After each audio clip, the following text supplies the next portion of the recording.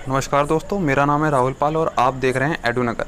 हाल ही में यूएसए ने एक टॉप ऑफिशियल्स की एक जो पूरा ग्रुप है वो ताइवान भेजा है। तो इस वीडियो में हम जानेंगे कि जो ताइवान विज़िट रही है यूएसए की, उससे इंडिया यूएसए और इंडिया चाइना रिलेशंस पर क्या असर पड़ेगा। इस वीडियो के माध्यम से हम समझेंगे कि ताइवान और चाइना का रिलेशन क्या है।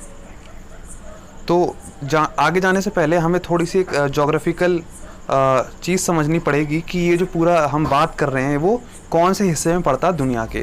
तो देखिए, ये आप देख सकते हैं, ये है इंडिया का मैप, काफ़ी रफ मैप है ये। और ये जो आप पूरे येलो में देख रहे हैं ये है चाइना, और जो ये जो रेड एक आइलैंड्स आप देख पा रहे हैं इसको कहते हैं हम ताइवान। तो देखिए, इस वीडियो के माध्यम से हम जानेंगे कि चाइना और ताइवान का क्या रिलेशन है। लेकिन इससे पहले आपको थोड़ी सी हिस्ट्री जाननी पड़ेगी कि इस पूरे मुद्दे की जड़ है क्या, और यूएसए ने जो ताइवान में विजिट भेजी है उसका सिग्निफिकेंस क्या है।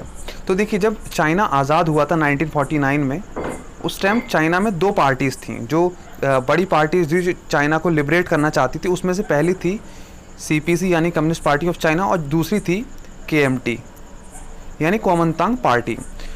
तो इन दोनों के बीच, सीपीसी और केएमटी के बीच सिविल वॉर चली। इसमें केएमटी जो थी वो कुछ समय के लिए ताइवान चली गई सीपीसी से बचने के लिए। तो इस दौरान हुआ क्या कि सीपीसी ने पूरे जो ये प्रोविंस है, जो चाइना का ये जो प्रोविंस आप देख सकते हैं, इस पूरे पर कब्ज़ा कर लिया। तो मेनलैंड चाइना पर कब्ज़ा हो गया सीपीसी यानी कम्युनिस्ट पार्टी ऑफ चाइना का, और जो केएमटी जो पार्टी यहाँ भाग के गई थी वो यहीं पर रह गई। तो ये जो एक ब्रीफिंग में आपको बता रहा हूँ कि किस तरीके से चाइना और ताइवान के रिलेशन है। और जो ताइवान है ये एक ऑटोनॉमस रीजन है चाइना का। ओके, आप कहीं पे इसको पढ़ेंगे कि ये ऑटोनॉमस केवल रीजन है, not in China, according to some nations. आप इस स्लाइड में देख सकते हैं कि काफ़ी बड़े मीडिया जर्नल्स ने कैप्चर किया है, जिसमें लाइव मिंट, ब्लूमबर्ग और बीबीसी जैसे बड़े बड़े गैलरीज ने काफ़ी अच्छे इसको कवर किया है। US visit to Taiwan adding to escalating China tensions. तो आप देख सकते हैं यहाँ पर जो यूएस और ताइवान की जो मीटिंग हुई है उसमें से कौन कौन डेलीगेशंस गए हैं। तो यूएसए की तरफ से जो एलेक्स अजर थे उन्होंने पार्टिसिपेशन लिया, और ताइवान की जो प्रो इंडिपेंडेंस प्रेसिडेंट है साई इंगवेन, ये एक फ़ीमेल हैं। ओके, तो आप देखेंगे यहाँ पे लिखा हुआ है, सेक्रेटरी एलेक्स अजर का ट्वीट है, इसमें उन्होंने बोला है कि वो बहुत खुश हैं कि उन्होंने जो ताइवान के प्रेसिडेंट है त्साई इंगवेन, उन्होंने काफ़ी अच्छा स्वागत किया। और इस ट्वीट में आप एक चीज़ देखिएगा, इसमें लिखा है strong support and friendship from United states, यानी कि जो ताइवान है उसको काफ़ी अच्छा बड़ा सपोर्ट मिल रहा है यूएसए की तरफ से। ओके, तो एक चीज़ आप ध्यान रखिएगा कि ताइवान एक तो पहला ईस्ट एशिया में पड़ता है। मैं आपको दोबारा से मैप दिखाऊँ वो, तो देखिए जो ताइवान है ये पूरा ईस्ट एशिया में पड़ेगा। ईस्ट एशिया में क्यों? क्योंकि इंडिया जो है वो साउथ एशिया, और जो हम जैसे पूरे को मानते हैं, तो चाइना इस तरफ अगर आप देखेंगे तो ये पूरा पड़ता है ईस्ट एशिया का हिस्सा। तो इसमें आपका नॉर्थ कोरिया जो ये है, साउथ कोरिया जो ये है, ये सब पड़ते हैं पूरे ईस्ट एशिया में। तो आप दो चीज़ ध्यान रखिएगा, एक तो यूएस काफ़ी एक्साइटेड है रिलेशंस बढ़ाने के लिए ताइवान के संग, और दूसरा जो ताइवान है हमारा वो पड़ता है ईस्ट एशिया में। तो देखिए इस मीटिंग का क्या मतलब है। तो आपको पता ही है कि यूएस और चाइना की काफ़ी घटबड़ चल रही कई मुद्दों के ऊपर, जैसे ट्रेड वॉर हो गया, कोविड-19 पैंडेमिक हो गया।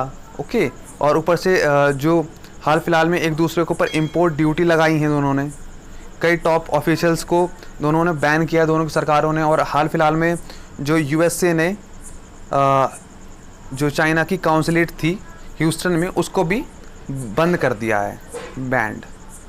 ओके, तो देखिए इसका इम्पोर्टेंस क्या है। जो यूएसए ने जो अभी मीटिंग करी है उसका इम्पोर्टेंस ये है कि देखिए जो ताइवान है उसकी चाइना के संग अच्छी बनती नहीं है। तो जिसे हिंदी में बोला जाता है कि दुश्मन का दुश्मन हमारा दोस्त होता है। तो ताइवान ने यूएसए के संग अपने काफ़ी रिलेशन बढ़ाने में लगा हुआ है।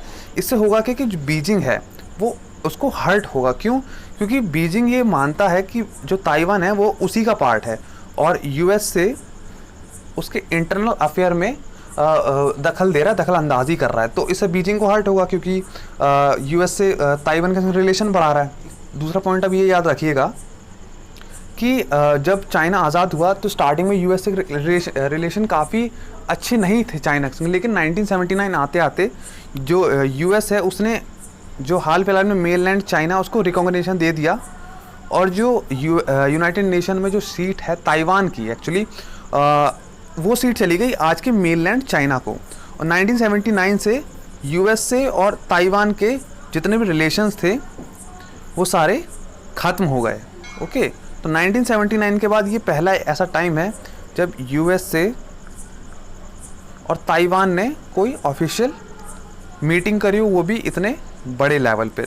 चाहिए डिप्लोमेटिक ही स्टार्टिंग है, लेकिन ये काफ़ी इम्पॉर्टेंट है ताकि रिलेशन इनके आगे बढ़ सके।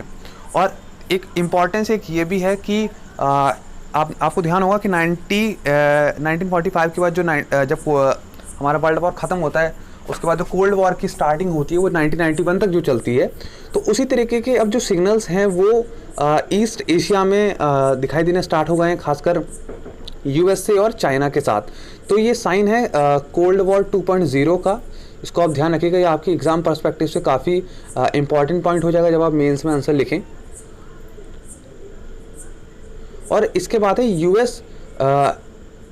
यूएस इसलिए भी इम्पॉर्टेंट है ताइवान के लिए क्योंकि ताइवान काफ़ी बड़ा परचेज़र है यूएसए के वेपन्स का।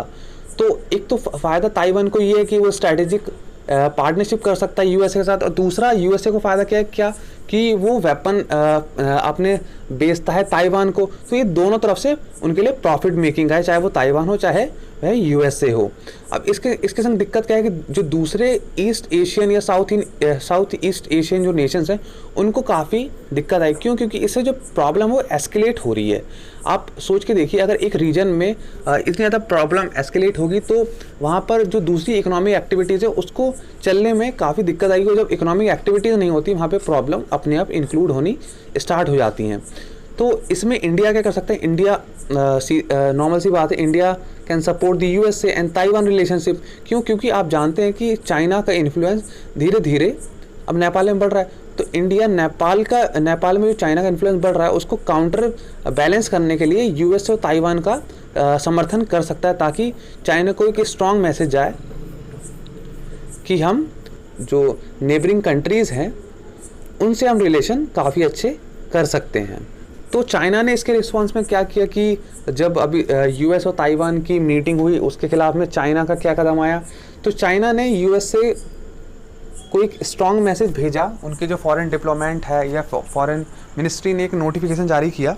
उन्हें बोला कि यूएसए को वन चाइना पॉलिसी के तहत मानना चाहिए। और वन चाइना पॉलिसी क्या है कि वन चाइना पॉलिसी में बोला गया है कि जो मेनलैंड आज का चाइना है वही असलियत का चाइना रहेगा, और यूनाइटेड नेशन में जो उसकी सीट है वही मेनलैंड चाइना के पास रहेगी, और ताइवान जस्ट एक पार्ट है चाइना का, मेनलैंड चाइना का पार्ट है।